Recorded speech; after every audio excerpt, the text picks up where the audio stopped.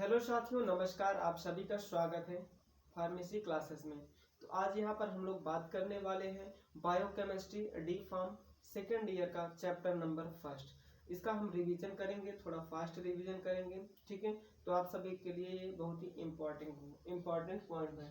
चलिए बात कर लेते हैं बायोकेमिस्ट्री होता क्या है। बायोकेमिस्ट्री का पहले हम थोड़ा सा उसके बारे में समझ लेते हैं। जैसे आप यहाँ पर देख सकते हैं बायो और केमिस्ट्री, ठीक है। तो बायोकेमिस्ट्री का मतलब होता है, बायो का मतलब होता है लिविंग, ठीक है, लिविंग। और केमिस्ट्री का मतलब होता है केमिकल रिएक्शन, ठीक है। क्या होता है? केमिकल रिएक्शन, यानी जो लिविंग ऑर्गेनिजम्स हैं उनके अंदर जो केमिकल रिएक्शंस हो रही है उसी को कहते हैं बायोकेमिस्ट्री, ठीक है। या हम कह सकते हैं biochemistry is a branch of chemistry which dealings with the chemical composition या कॉन्स्टिट्यूएंट्स विथ किसके साथ? Living organisms. या लिविंग ऑर्गेनिजम्स में जो केमिकल कंपोजिशन की जो रिएक्शंस हो रही है उसी को हम कहते हैं बायोकेमिस्ट्री, ठीक है। तो चलिए आगे देख लेते हैं। बायोकेमिस्ट्री की डेफिनेशन यहाँ पर लिखेंगे। Biochemistry is a branch of biochemistry is a branch of, आप सभी को दिख रहा होगा, biochemistry is a branch of chemistry which deals with which जो कि क्या करता है? डील्स करता है विद द किसका? Chemical constituent of living organisms, ठीक है। Chemical constituent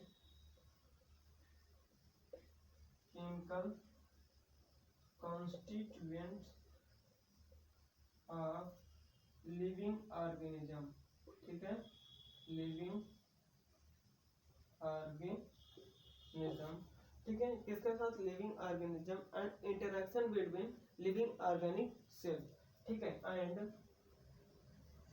interaction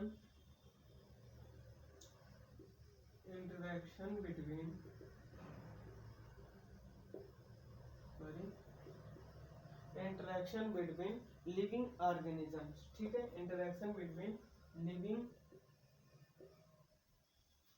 organism,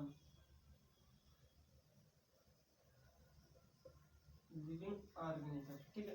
biochemistry is a branch of chemistry which dealings with chemical constituents of living organisms, ठीक है, and interaction between living organisms, यह भी हम कह सकते हैं, ठीक है। यानी लिविंग ऑर्गेनिजम्स के अंदर जो केमिकल कॉन्स्टिट्यूएंट्स हैं उनका इंटरेक्शन किसके साथ?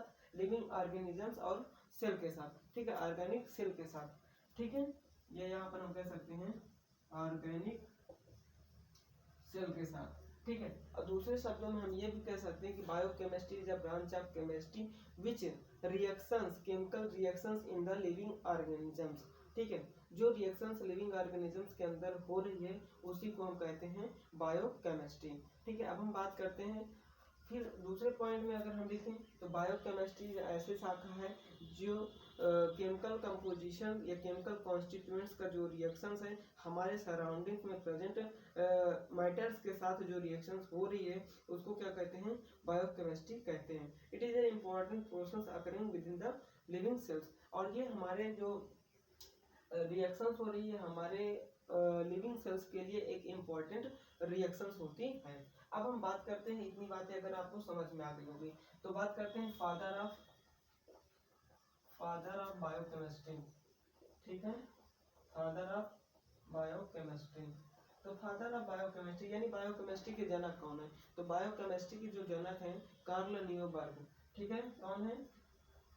कार्ल न्यूबर्ग, ठीक है। तो फादर ऑफ केमिस्ट्री कौन है? कार्ल न्यूबर्ग हैं। इतनी बातें आपको समझ में आ गई होंगी। अब हम बात करते हैं बायोकेमिस्ट्री को सब डिवीजन कितने भागों में बांटा गया है। तो बायोकेमिस्ट्री को सब डिवीजन, ठीक है, biochemistry is divided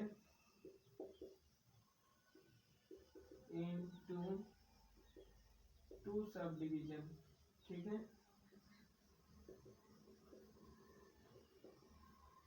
2 sub division. ठीक है, कितने सब डिवीजन में बांटा गया है? 2 सब डिवीजन में बांटा गया है। कौन कौन सा है? पहला है आपका बायोलॉजी। ठीक है, बायोलॉजी है। बायोलॉजी मतलब जिसमें हम लिविंग ऑर्गेनिजम्स की स्टडी करते हैं, लिविंग ऑर्गेनिज्म।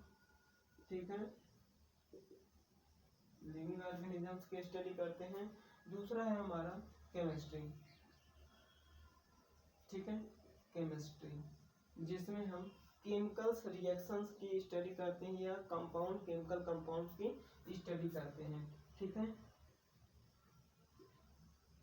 केमिकल कंपाउंड की क्या करते हैं? स्टडी करते हैं। ठीक है, तो ये हो गया हमारा इंट्रोडक्शन बायोकेमिस्ट्री के लिए। ठीक है, अब हम बात करते हैं बायोकेमिस्ट्री के कुछ और थोड़े से सेगमेंट हैं, उनके बारे में जान लेते हैं। तो ऐसे कौन कौन से सेगमेंट हैं? पहला है क्या है? That can further divided into 3 parts. Biochemistry को फिर से 3 भागों में बांटा गया है। Biochemistry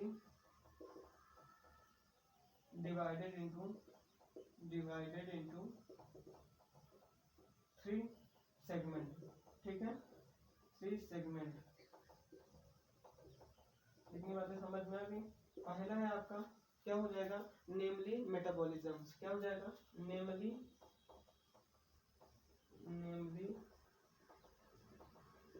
metabolism.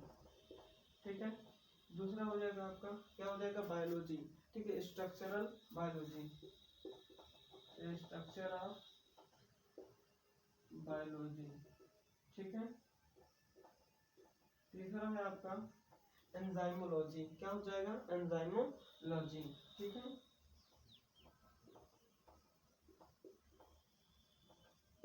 तो इतनी चीजें आपको बायोकेमिस्ट्री का डेफिनेशंस में मेंशन करना होगा। यदि आप इतना मेंशन कर देते हैं तो आपकी बायोकेमिस्ट्री की जो डेफिनेशन है वो कंप्लीट हो जाती है। अब चलिए हम बात कर लेते हैं बायोकेमिस्ट्री के स्कोप कौन कौन से हैं, तो इसको आप नोट डाउन कर लीजिए। अब चलिए हम लोग बात करते हैं यहाँ पर बायोकेमिस्ट्री के जो ऑब्जेक्टिव है उसके बारे में। तो ऑब्जेक्टिव ऑफ बायोकेमिस्ट्री हेडिंग डाल लीजिए, ऑब्जेक्टिव ऑफ बायोकेमिस्ट्री। ठीक है, क्या होता है? तो देखिए ऑब्जेक्टिव ऑफ बायोकेमिस्ट्री का मतलब होता है कि टू कंप्लीट अंडरस्टैंडिंग या to complete study of at the time of the molecular level. ठीक है, किसी भी चीज की मॉलिक्यूलर लेवल पे पहली बात क्या करना? स्टडी करना, कंप्लीट स्टडी करना, ये पहला इसका उद्देश्य है। ठीक है, तो पहला उद्देश्य है टू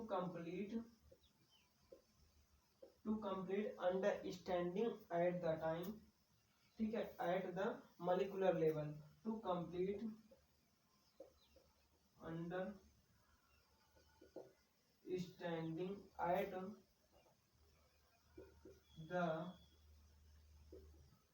मॉलिक्यूलर लेवल। ठीक है, to complete understanding at the molecular level of all the chemical process of all the chemical process. ठीक है, chemical process in the associated in the living cells. ठीक है, chemical process in the living cells. आप इतना लिख सकते हैं, पहला इसका उद्देश्य है। अगर दूसरे उद्देश्य की बात करते हैं तो दूसरा उद्देश्य क्या कहता है? To attempt the understanding how life begin. ठीक है, टू अटेम्प्ट अंडरस्टैंडिंग। ठीक, अटेम्प्ट इज अंडरस्टैंड। ठीक है, how life begin, how life begin. ठीक है, यानी लाइफ की शुरुआत कैसे हुई है। ठीक है, ये दोनों इसके क्या हो गए? ऑब्जेक्टिव हो गए। अब हम बात कर लेते हैं कुछ ऐसे पॉइंट्स के बारे में जो बायोकेमिस्ट्री में आपको जानना जरूरी है। तो बात करते हैं फील्ड ऑफ बायोकेमिस्ट्री। तो बायोकेमिस्ट्री की क्या फील्ड है? ठीक है, फील्ड ऑफ बायोकेमिस्ट्री। ठीक है, तो क्या है फील्ड? पहला देखो फील्ड होता है आपका मेटाबॉलिज्म। क्या है पहला फील्ड? मेटाबॉलिज्म। ठीक है, मेटाबॉलिज्म। मेटाबॉलिज्म में क्या क्या होता है साथियों? मेटाबॉलिज्म में दो चीजें होती हैं, ठीक है। Sum of all reactions taking place in the cells, कुछ ऐसे रिएक्शंस जो सेल्स के अंदर प्रेजेंट होती हैं उसको कहते हैं मेटाबॉलिज्म, ठीक है। तो हम कह सकते हैं सम ऑफ ऑल द रिएक्शन, ठीक है, सम ऑफ कुछ all the reactions taking place in the, ठीक है, taking place in the living sales या इन द सेल्स, ठीक है, इज कॉल्ड मेटाबॉलिज्म, ठीक, मेटाबॉलिज्म। इतनी बातें समझ में आ गई सभी को, ठीक। तो ये हो गया आपका मेटाबॉलिज्म की फील्ड। दूसरा है, अब इसमें हम बात करते हैं कैटाबॉलिज्म और एनाबॉलिज्म मिला करके क्या होता है मेटाबॉलिज्म। तो मेटाबॉलिज्म होता क्या है? Metabolism is equal to catabolism plus anabolism, ठीक है, एनाबॉलिज्म, ठीक है। तो कैटाबॉलिज्म और एनाबॉलिज्म को दोनों की जब आपस में रिएक्शन होगी, यानी हाइड्रोक्सन और कार्बन डाइऑक्साइड सॉरी ऑक्सीजन और हाइड्रोजन का क्या होगा, इंटरचेंज होगा, तो वहाँ पर क्या होगा, मेटाबॉलिज्म होगा, वहाँ पर क्या होगा, मेटाबॉलिज्म होगा। तो ये इतनी चीजें आप नोट डाउन कर लीजिए, फिर मैं आगे बढ़ता हूँ। चलिए अब देखते हैं यहाँ पर हम नेक्स्ट पॉइंट हमारा क्या है, ग्लाइकोलिसिस। ग्लाइकोलिसिस से क्या होगा उसके बारे में समझते हैं, ठीक है। तो यहाँ पर आप लिख सकते हैं ग्लाइकोलिसिस। देखिए ग्लाइकोलिसिस में क्या होता है, ग्लाइकोलिसिस में आपका ग्लूकोज का फॉर्मेशन होता है, ठीक है। ग्लाइकोजन क्या होगा, यहाँ पर आप देख सकते हैं ग्लाइकोजन, ठीक है। ग्लाइकोजन में जब ये प्रोसेस होगा ग्लाइकोलिसिस, तो ये क्या हो जाएगा, कन्वर्ट हो जाएगा किसमें, ग्लूकोज में, ठीक है, ग्लूकोज में, ठीक है। ग्लूकोज में क्या हो जाएगा, कन्वर्ट हो जाएगा, ठीक, सॉरी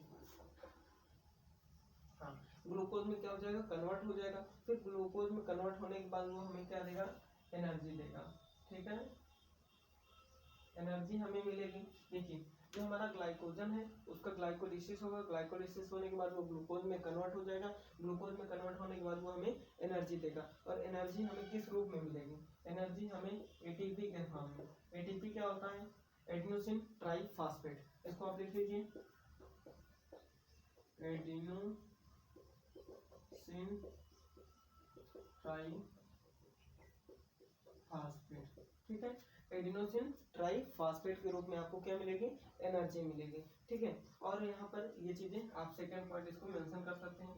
थर्ड पॉइंट की बात करते हैं, जो हमारा बॉडी होता है वो क्या करता है, फॉर्मेशन करता है किसका, हमारे बॉडी के अंदर किसका फॉर्मेशन होता है, प्रोटीन का, ठीक है। क्यों, क्योंकि कुछ इसेंशियल और कुछ नॉन इसेंशियल जो एमिनो एसिड्स होते हैं उनसे प्रोटीन का फॉर्मेशन होता है। तो हम ये कह सकते हैं कि प्रोटीन फॉर्मेशन इन बॉडी, ठीक है, प्रोटीन फॉर्मेशन इन बॉडी, ठीक है। तो ये कुछ पॉइंट्स थे मैंने जो इसको मेंशन कर दिया है। अब यहाँ पर बात करते हैं हम अगले इसके कुछ मेन इंपॉर्टेंट पॉइंट्स के बारे में, तो नोट डाउन करिए। चलिए अब बात करते हैं यहाँ पर कुछ जेनेटिक्स के टॉपिक्स को, उसको समझ लेते हैं। डीएनए स्ट्रक्चर्स क्या होता है, रिप्लिकेशन क्या होता है, ट्रांसक्रिप्शन क्या होता है, ट्रांसलेशन क्या होता है, जेनेटिक्स एबनॉर्मलिटीज क्या होता है, और maturation of the kinds of disorders क्या होते हैं, तो उसके बारे में समझ लेते हैं। तो आप यहाँ पर जेनेटिक्स का हेडिंग डाल दीजिए, जेनेटिक्स, ठीक है। जेनेटिक्स में आपको समझना है। अब देखते हैं डीएनए स्ट्रक्चर क्या होता है, ठीक है, डीएनए। तो सबसे पहले जान लेते हैं डीएनए का फुल फॉर्म क्या होता है, डाईऑक्सीराइबोन्यूक्लिक एसिड, ठीक है, डाईऑक्सीराइबोन्यूक्लिक एसिड, ठीक है। अब हम बात करते हैं डीएनए स्ट्रक्चर के बारे में, ठीक है। डीएनए स्ट्रक्चर, तो डीएनए स्ट्रक्चर्स में क्या होता है, डीएनए स्ट्रक्चर्स वो होता है डबल स्टैंडर्ड हेलिक्स मॉडल, ठीक है, double standard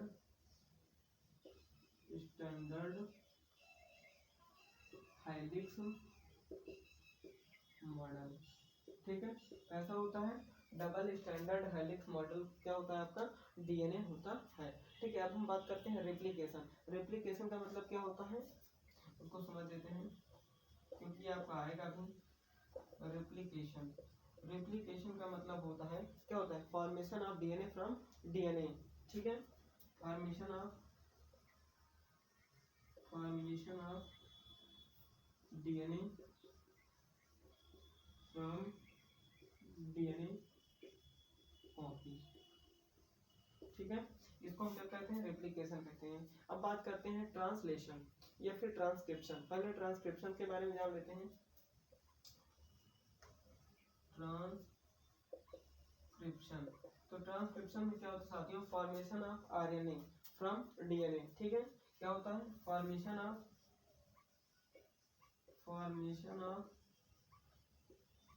RNA from DNA. ठीक है, तो यहाँ पर आप इतनी बातें समझ में आ गई होगी आपको। तो ट्रांसक्रिप्शन क्या होता है, ट्रांसक्रिप्शन आपका होता है formation of RNA from DNA, मतलब आरएनए का फॉर्मेशन डीएनए से होना क्या कहलाता है, ट्रांसक्रिप्शन कहलाता है। अब चलिए बात कर लेते हैं ट्रांसलेशन क्या होता है।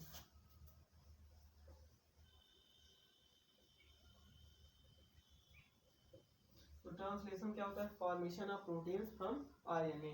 ठीक है, formation of proteins from RNA, formation of proteins from RNA. ठीक है, क्या हो गया, formation of proteins from RNA. RNA से क्या होता है, प्रोटीन का फॉर्मेशन होता है। इस प्रोसेस को क्या कहते हैं, इस प्रोसेस को कहते हैं ट्रांसलेशन। क्या कहते हैं, ट्रांसलेशन कहते हैं। तो आई होप आपको इतनी बातें समझ में आ गई होगी साथियों। आप इस पॉइंट्स को नोट डाउन कर लीजिए, फिर हम आगे बढ़ते हैं और कुछ पॉइंट्स को और डिस्कस करते हैं। तो नोट डाउन करिए इसको। चलिए अब हम यहाँ पर बात करने वाले हैं next point, scope of biochemistry.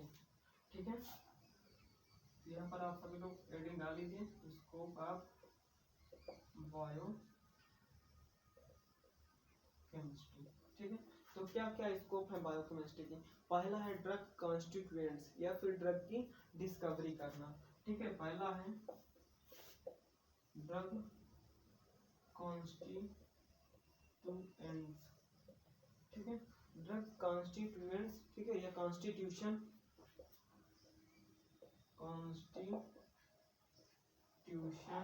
या फिर डिस्कवरी। ठीक है, डिस्कवरी पहला पॉइंट हो गया आपका। दूसरा है क्या हो जाएगा, हाफ लाइफ ऑफ ड्रग। ठीक है, हाफ लाइफ ऑफ ड्रग। ठीक है, तीसरा हो जाएगा आपका, यहाँ पर देख सकते हैं बायोकेमिकल टेस्ट। ठीक है, बायोकेमिकल टेस्ट। अब इसको सब हम एक्सप्लेन करेंगे। ठीक है, आप यार देख लीजिए। फिर है अगला पॉइंट है फोर्थ, ड्रग स्टोरेज। क्या हो जाएगा, ड्रग स्टोरेज। ठीक है, पांचवा पॉइंट आपका हो जाएगा ड्रग मेटाबॉलिज्म। ठीक है, ड्रग मेटाबॉलिज्म। ठीक है, तो इतने पॉइंट्स आपके यहाँ पर हो चुके हैं किसके, स्कोप ऑफ बायोकेमिस्ट्री के। ठीक है, अब हम एक एक करके बारी बारी से इनको एक्सप्लेन करेंगे और समझेंगे। इसको नोट डाउन कर लीजिए आप सभी लोग। चलिए, यहाँ पर हमने अभी तक देखा है ड्रग कॉन्स्टिट्यूशंस या drug discovery, half life of drug, biochemical test, drug storage, drug metabolism. अब कुछ इसमें और देख लेते हैं, न्यू ड्रग सिंथेसिस। ठीक है, छठवां पॉइंट है न्यू ड्रग सिंथेसिस। ठीक है, न्यू ड्रग की क्या करना, सिंथेसिस करना, इसी का स्कोप है। ठीक है, किसका, बायोकेमिस्ट्री का। अब हम बात करते हैं क्वालिटेटिव एंड क्वांटिटेटिव एनालिसिस। सातवां है क्वालिटेटिव एंड क्वांटिटेटिव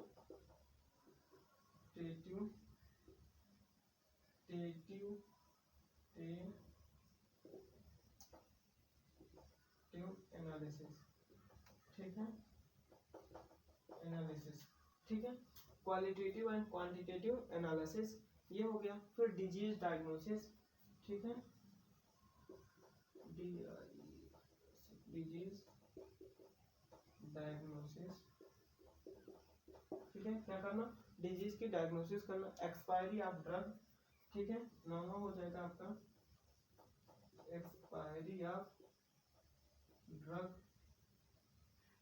ठीक है, एक्सपायरी ऑफ ड्रग। फिर उसके बाद क्या हो जाएगा, हाफ लाइफ ऑफ ड्रग, मैंने यहाँ पे बता ही दिया है। उसके बाद storage condition of the drugs, तो ये है इसका स्टोरेज कंडीशन ऑफ ड्रग, ठीक है। ठीक है, इसके 9 पॉइंट्स आपके लिए यहाँ पर बायोकेमिस्ट्री के जो स्कोप्स हैं उनके बारे में हमने जान लिया है। अब आप इसको अपने शब्दों में बना बना के लिख सकते हैं, ठीक है। जैसे drug constituents, biochemistry is a important role in the drug discovery and drug synthesis for the futures new medicine formulation, ठीक है। तो इस तरीके से मतलब बायोकेमिस्ट्री एक ऐसा इसका बहुत बड़ा इंपॉर्टेंट रोल है नए नए ड्रग की डिस्कवरी करने में, नए केमिकल कॉन्स्टिट्यूएंट्स को खोजने में, जिससे हम आगे चल के फ्यूचर में और नई मेडिसिन का आविष्कार कर सकें, ठीक है। तो बायोकेमिस्ट्री का ये इंपॉर्टेंट रोल है। और फिर हम बायोकेमिस्ट्री के बारे में ये जो भी हम मेडिसिन को डिस्कवर करते हैं उनको लिविंग ऑर्गेनिजम्स पे क्या करते हैं, उनका जब हम टेस्ट करेंगे तो उनके कांटेक्ट में आके कोई कंट्रा इंडिकेशंस तो नहीं काज कर रही, कोई साइड इफेक्ट तो नहीं दे रही, वो सारी चीज़ें हमें यहाँ पर देखने होते हैं। तो इस तरीके से आप पॉइंट्स बना करके आप लिख सकते हैं, ठीक है। तो चलिए हम बात करते हैं कुछ नेक्स्ट पॉइंट में। अब हम यहाँ पर इस टॉपिक को यहाँ पे स्टॉप करते हैं, मिलते हैं नेक्स्ट वीडियो में इसके सेल कंपोजिशंस को लेकर के, ठीक है। किसको, सेल और उसके कंपोजिशंस के बारे में डिस्कस करेंगे। तो चलिए इसको नोट डाउन कर लीजिए, और नोट डाउन यदि आप कर लिए हैं तो थैंक यू, मिलते हैं नेक्स्ट। जय हिंद, जय भारत।